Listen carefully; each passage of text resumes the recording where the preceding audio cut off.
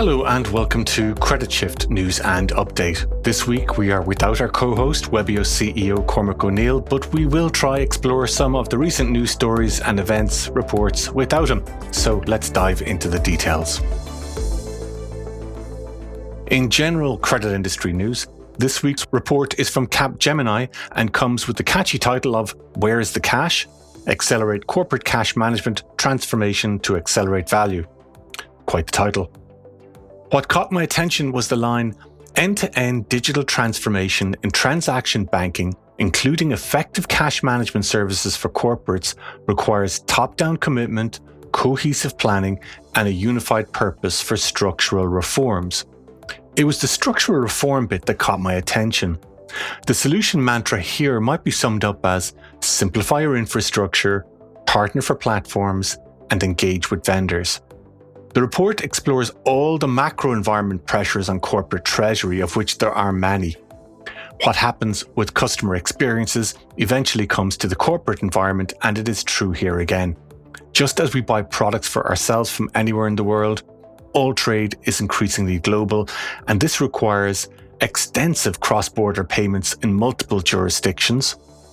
Real-time payments is another driving factor here, and fintechs are bringing the competitive pressure to innovate even stronger.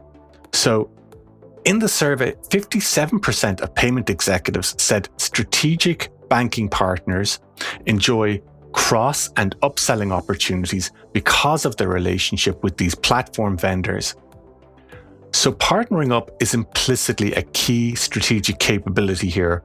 So maybe now would be a good time to review your business and how good it is at partnering and participating in multiple ecosystems. Some of these new fintech startups, for instance, are extremely good at finding the right partner combinations for themselves.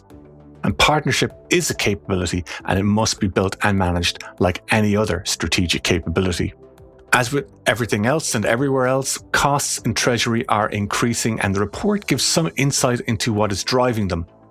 Risk and compliance management accounts for 38% of the increase. IT maintenance and modernisation accounts for 27%. Payment processing, 17%. Payment innovation projects come in at 11%, and talent comes in at 9%. It's hard to find the fiscal space to innovate, it would seem, thus the partnering. The report says that with all this pressure on cash flow, corporate treasuries must focus on working capital management. Freeing up operational cash is cheaper than seeking external credit. Companies aim to improve collection management to shorten day sales outstanding, otherwise called DSO. However, a lack of automation, fragmented payment collections channels, inefficient dunning methods, communicating with customers to ensure accounts receivable collection, and often missing invoices spark disorganized collection management. Digital transformation in credit and collections is often very difficult for the reasons just stated here, but the good news is that there are plenty of well-understood customer success programs in existence now to get you there. But you can see that it's one part of an overall cash management issue for a lot of companies. The macro regulatory environment is moving in the direction that will support further innovation. Capgemini note that the US FedNow project only supports push payments. This means payment types like recurring payments, subscription payments, and P2P payments that require pull capabilities are not supported. We're seeing similar challenges in other jurisdictions and similar kinds of restrictions in what's possible with open banking. But change can't happen too quickly, in my opinion, in this regard. We're really locking out a whole stream of innovation by not having the right supports in place at the regulatory level. The number of firms operating at a negative cash flow is on track to rise from 2021's 8% to 2023's 11 to 16% number. That's a huge increase. Delays in the cash conversion cycle lead to stuck working capital. Nearly 523 billion was stuck on the balance sheet of Standard & Poor's 1,500 firms in 2021, compared to 507 billion in 2020. Over 70% of the treasurers surveyed said they face issues in credit risk assessment, collection processes, and reconciliation.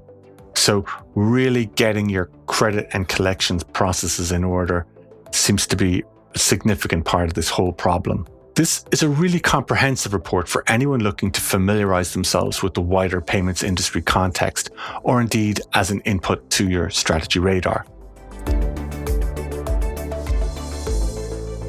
Section 2. Embedded finance and artificial intelligence. Let's get back to them. We were fortunate to recently have an advisor to a firm on our Credit Shift podcast, and he was saying that when they started, it was just after 2008 and that big credit bust. The kids saw the mayhem that credit bust brought, and they became very debt averse, very credit card averse. And buy now, pay later was a great way to buy. Thus, it got a lot of growth. This week, I see that a firm is partnering with Booking.com. By offering a firm at checkout, the companies aim to drive sales, as merchants that use the firm reported 60% higher average order value when compared with other payment methods. Airlines have been trying to get into affiliate sales for years. Maybe buy now, pay later is a trigger for really allowing that to grow.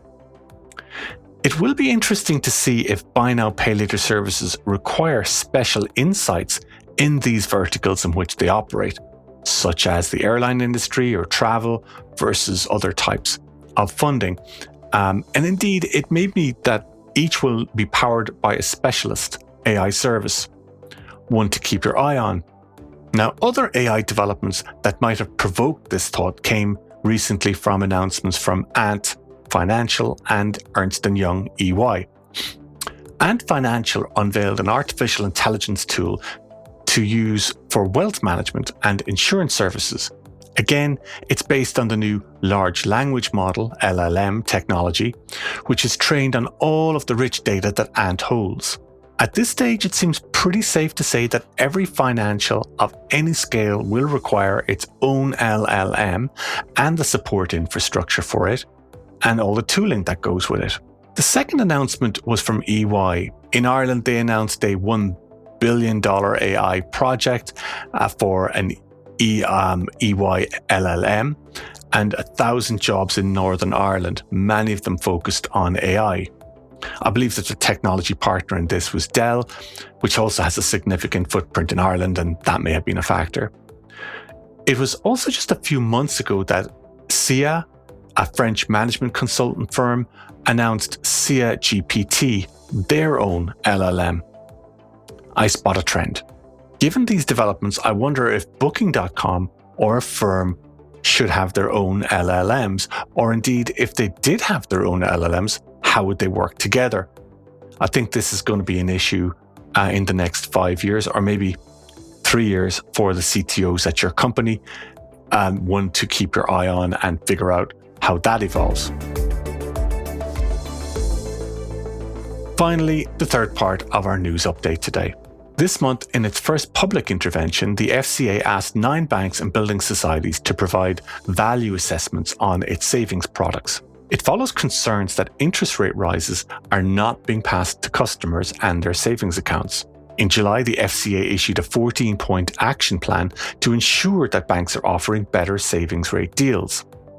I think it's fair to say that we are now in the next stage of development in terms of the rubber hitting the road of how these new acts will impact financial services. I can see a time when any financial services will have to be able to explain how fair it is or how fair the offer they are making, whether it's comparing two services or changing a policy, anything like that.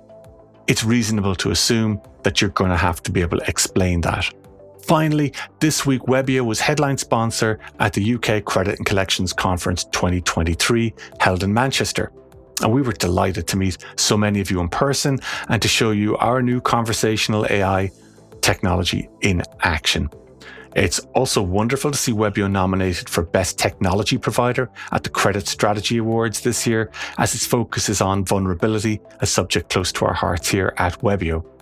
So that's it for this week. Thank you for joining us again for this week's Credit Shift news and update.